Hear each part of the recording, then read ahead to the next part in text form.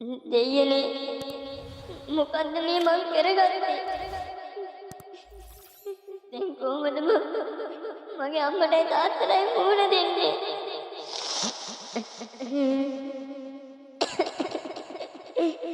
මේකට තමා වෙන්න අම්මේ. තමා වෙන්න තාත්තේ.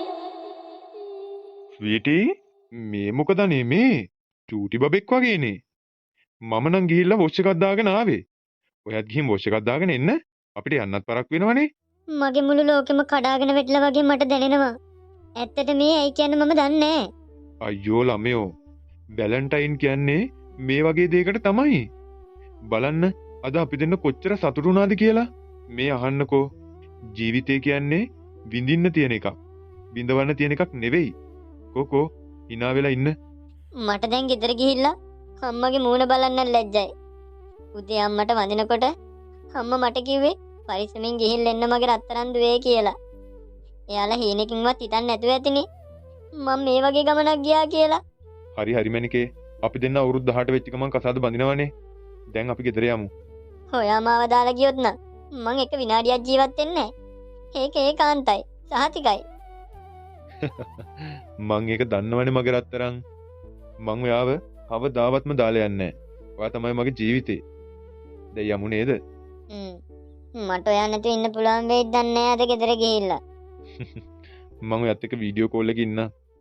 අම්මයි තාත්තයි කොච්චර විරුද්ධ වුණත් මං ඔයාවම තමයි බඳින්නේ.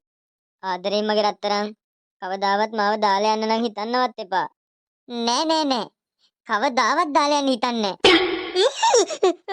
අම්මෝ. ටීචර් තමයි. නැත්තම් ඉතින් අප්පුහාමියේ ඈබම් පොඩි එකේ.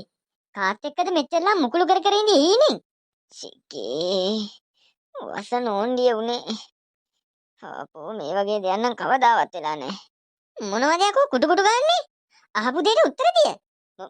මොනවත් නෑ ටීචර්. මොනවත් නෑ ටීචර්. අනේ අම්මපා. අද කාලේ ගෑනු ළමයි හැදෙන අපූර්ව.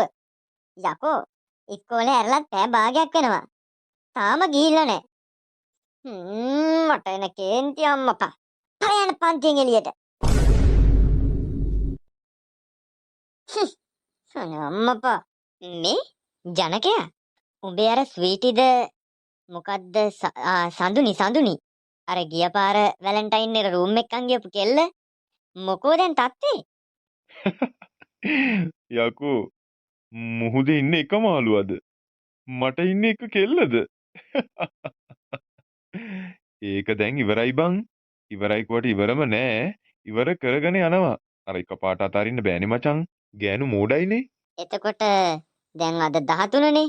හෙට වැලන්ටයින් සමරන්නේ කාත් එක්කද? උඹ දන්නවනේ මචං මේ ජනක කියන්නේ කවුද කියලා? එක කෙල්ලෙක්ට එක පාරකට වඩා පස්ස තියන්න බෑ මගේ බයික් එකේ. ආන් ඒකයි මගේ තියරිය. දත් තියෙන කාලේ මස් කන්න ඕනේ කොල්ලා. උඹලා මස් කනෝ අපි කටු කනෝ. ඈබන් සීලවතී. උඹලට ණයට දුන්නු සල්ලි ගන්න මං උඹලා පස්සෙන් එන්න ඕන. අනේ මුදලාලි. අපේ මහත්තයා පහුගිය ටිකේම අසනීප වෙලා ඉඳී. ඒකයි වෙලාවටම සල්ලි ටික දී ගන්න බැරි වුනේ. උඹලගේ පෞද්ගලික ප්‍රශ්න මට වැඩක් නෑනේ සීලවතී. උඹේ මිනිහාම කියාපන් හරියට වෙලාවට කලාවට ගනුදෙනු පියවන්න කියලා. නැත්නම් මේ පියදාස මුදලාලි කියන්නේ කවුද කියලා වැඩි කල් යන්න කලින් මට පෙන්වන්න සිද්ධ වෙයි. මොකද මගේ ලාභ පියව ගන්න මට ගෙදර තියෙන බඩු ටික හරි අරගෙන යන්න සිද්ධ වෙනවා. ආන් ඒක මතක තියාගනින්න. හරි මුදලාලි. මම මහත්තයා ආපු ගමන් කියන්න. අම්මේ මොනවට ගත්තු ණයද අම්මේ ඔය ඉල්ලන්නේ? දෙන මොනවටද දුවේ? ඔයාගේ පන්ති බිල් ඔයාගේ අමතර පන්ති වලට ගෙවන්න ගත්ත සල්ලි දුවේ. අනේ දෙයියනේ. මන් නිසා නේද අම්මේ මේ හැම ප්‍රශ්නයක්ම. ඔයාලා මන් නිසා මාර දුකක් විඳින්නේ. අනේ මට සමා වෙන්න අම්මේ. දෙමෝපියෝ එහෙම තමයි පුතේ. දරුවෝ වෙනුවෙන් තමයි මේ හැමදේම කරන්නේ. මයි කෙල්ල අනවශ්‍ය දේවල් නැතුව හොඳට ඉගෙන ගන්නකෝ. මන් දන්නවනේ මගේ කෙල්ල කවදාවත් වැරදි වැඩක් කරන්නේ නැහැ කියලා. අනේ මන් දන්නේ නෑ මහත්තයා. මුදලාලි කිව්වා ණය සල්ලි සම්පූර්ණයෙන් දුන්නේ නැත්නම් ගෙදර බඩු මුට්ටු හරි අරන් යනවා කියලා. මොනව කියලා කරන්නද? ඔය කෙල්ලට පාඩම් කරන්න කියලා ගත්ත ෆෝන් එකේ ණය සල්ලිනේ. එදා ඒ මනුස්සයා ණයට දුන්නේ නැත්තම් මං කියලා මොනව කරන්නද? මට මොන අඩුපාඩුව තිබුණත් මං කවදාවත් ඔය කෙල්ලට සත පහක දෙයක් අඩු කළා නෑනේ හාමිනේ. ඒක තමයි මගේ ජීවිතේ. ඒක මන් දන්නවනේ මහත්තයා. මට සමා වෙන්න තාත්තේ. ඔයාලට මං ගොඩක් වැරදි කරලා තියෙනවා. ඒත් මට ඒකට දැන් කරන්නම දෙයක් නැහැ.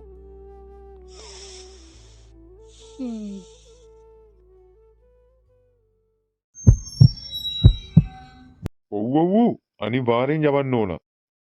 පෙබරවාරි 14 කියන්නේ අන්තිමම සවුත්තු දවසක්.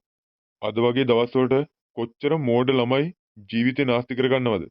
අපිට කොච්චර මිනිස්සු බැන්නත් කමන්නේ. එක ළමයෙක් දෙන්නෙක් හරි බේරන්න පුළුවන් නම් ඒකනේ වටින්නේ. ඔව්. ඕකේ.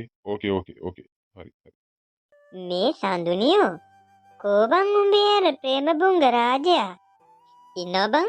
බුදු අම්මේ මට මතකයි ඉතින් ඒ දවස්වල තිබ්බ නාඩගම්. පුදුම ආදරයක් නේ ඒක. ඇත්තමයි මචං මම නම් හිතුවේ උඹලා 11 වසරට යන්න කලින් පැනලා යයි කියලා. ඒ මොකද බං ඒ? නෑ ඉතින් එච්චරට ආදරෙන් වෙලිලා නිදියේ. ඇත්තම කියනවා නම් මචං දැන් එච්චර ලොකු ආදරයක් නැහැ. ඒ ආදරේ තියෙන්නේ මල් ළඟ විතරයි. උඹ දන්නේ නැහැ මචං මං කොච්චර විඳවනවද කියලා. මේ බලපන් මේ මල් පොකුරත් අතේ තියන් උදේ 8 ඉඳලා මං පාරේ ගිය පාර වැලන්ටයින් එකට එයා මාව බලෙන් එක්කන් ගියේ. මේ පාර මං එයාව හම්බෙන්න යන්න එයාට බල කරනවා. ඊයරෑ ගොඩක් රණ්ඩු වෙලා ෆෝන් එක තිබ්බේ. මට කිව්වා කොහොම හරි එන්න බලන්නම් කියලා. මං ආවට එයා නෑ මචං. මොන දේ වුණත් මං එයාවත් අරින්නේ නෑ. එයාත් එක්ක ඉන්නවා. එයාව මට ඕන. එයා තමයි මගේ මුළු ජීවිතේම. දෙයක් කියන්නම් සදුනෝනා. ඕනවට වඩා පිරිමි විශ්වාස කරන්න එපා. අන්තිමේදී අමාරු වැටෙන්නේ ගෑනු අපිමයි. අපිට කවුරුත් නෑ මචං. අපේ ජීවිතේ කාලකන්නුනා තමයි.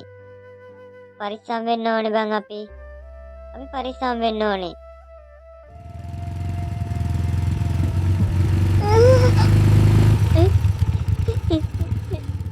ජනගයෝ නෑ මම දැක්ක හීනයක්ද? මොකද බං වෙලා තියෙන්නේ? මුකුත් නෑ.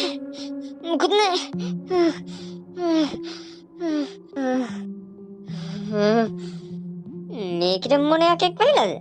ඉස්සමල හොන්තුව. හිරුනි කොහොමද වැලන්ටයින් ගිෆ්ට් එක? සුපිරියනේ. මං ආසයි මේ වගේ කාමරයක් හදාගන්න. බලන්නකෝ. දිව්‍ය ලෝකෙ ගියා වගේ. ඔයා ආසයි නම් අපි ආයෙත් එමු. ඔයා තමයි මගේ ජීවිතේ. මට ඔයා වෙනුවෙන් කරන්න බැරි දෙයක් නැහැනේ. මේ දේවල් මදයි. මේ මොකද්ද මහත්තයා? ඒකනේ හාමිනේ. මොකන්ද මේ? ඉන්නක මං කියවන්න. ආදරණීය අම්මටයි තාත්තටයි බොහෝම ආදරයෙන් අවසාන වරට ලියන ලිපියයි. අම්මේ තාත්තේ ඔයාලා මං වෙනුවෙන් විඳපු දුක් ඔක්කොම මං දන්නවා. ඒත් කාලකන්ණි මම ඔයාලට ද්‍රෝහි වුණා. ඔයාලගේ හීන ඔක්කොම බොඳ කරා. ඒත් මගේ ජීවිතේට කිසිම හොඳක් වුණේ නැහැ. ඔයාලගේ හීන ඔක්කොම බොඳ කරපු මම තවත් ජීවත් වෙන්න ඕනේ නැහැ. මට මං ගැනම ලොකු කලකිරීමක් තියෙන්නේ. අම්මේ තාත්තේ මම ඔයාලට හොරෙන් කෙනෙක්ට ආදරේ කරා. ඔයාලා ණය වෙලා අරන් දුන්නු ෆෝන් එකෙන් තමයි මං එයාට ආදරේ කරේ. එයාට කතා කරේ. මං කරපු වැරදි නිසා මට තවත් ජීවත් වෙන්න බෑ. මං හිතනවා මම මේ ලියුමේ හේතුව ලියන්න ඕන වෙන එකක් නෑ කියලා. මම මේ අයත් එක්ක යන්න ඕන නැති තැන් වලට ගියා. ජීවිතේ විනාශ කරගත්තා. ඉතින් අම්මේ තාත්තේ මට තවත් අම්මලාට දුක් දෙන්න බෑ. ඔයාලගේ දුක මට ගොඩක් දැනෙනවා. මොකද මං ඔයාලගේ එකම චූටි දුව. මට සමා වෙන්න. මට මිනිහාට කරන්න කිසිම දෙයක් නැහැ. තනි වුණ හැම වෙලාවකම මට දැනෙන්නේ මුළු ලෝකෙම කඩා වැටලා වගේ. මං හිතන්නේ මට ડિප්‍රෙෂන්. අනේ සමා වෙන්න. මං ඔයාලට ගොඩක් ආදරෙයි. ඔයාලා හැමදාම සතුටින් ඉන්න. මං වෙනුවෙන් තවත් මහන්සි වෙන්න එපා. ඔයාලට මං ගොඩාක් ආදරෙයි. මේ ඔයාලගේ ආදරණීය චූටි දුව. මං වෙනුවෙන් කරපු හැම කැපකිරීමකටම ඔයාලට ගොඩක් ස්තුතියි. යලිත් ඔයාලගෙන් අවසාන වතාවට මම සමාව ඉල්ලනවා. මට සමාව දෙන්න. අම්මේ තාත්තේ මං ඔයාලට ගොඩක් ආදරෙයි. බුදු සරණයි. ඔයාලා හැමදාම පරිස්සමින් ඉන්න. මගේ චූටි දුව. අම්මේ මං කොහොමද දැන් දරාගන්නේ?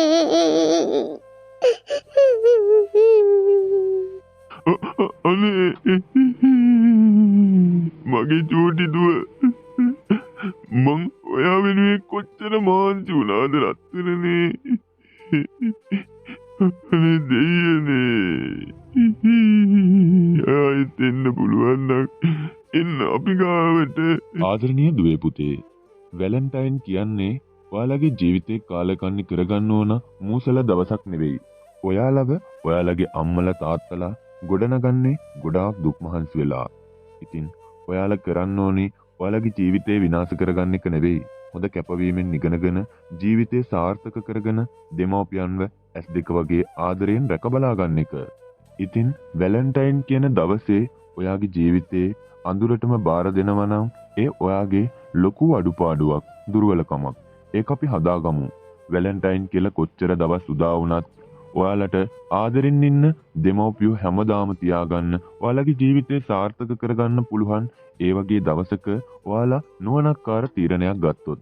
ඉතින් පුංචි දුවේ පුතේ, ඔයාලගේ ජීවිතේ සාර්ථක කරගන්න, අනාගතය ගැන හිතන්න, දෙමව්පියන් ගැන හිතන්න. ජීවිතේ දන්නේම නැතුව සාර්ථක වෙයි එතකොට ඔයාගේ. එහෙනම් අපි ගිහිල්ලා එන්න. මේ වගේ මූසල දවස් තවත් ජීවිතේට ලං කරගන්න එපා. ඔයාලගේ ජීවිතේ දවසින් දවස සාර්ථක කරගන්න උත්සාහ කරන්න. මේ වාගේ ආදරණීය මදුටුන් හැමදාම ඔයාලට ආදර්ශයක් දෙන්න උත්සාහ කරනවා. කැමතිනම් channel එකත් subscribe කරලා අපිට පුංචි සහයෝගයක් දෙන්න. ඒක ඉල්ලන පුංචි ඉල්ලීමක්. ඔයාලට ජේසු පිහිටයි. බුදු සරණයි.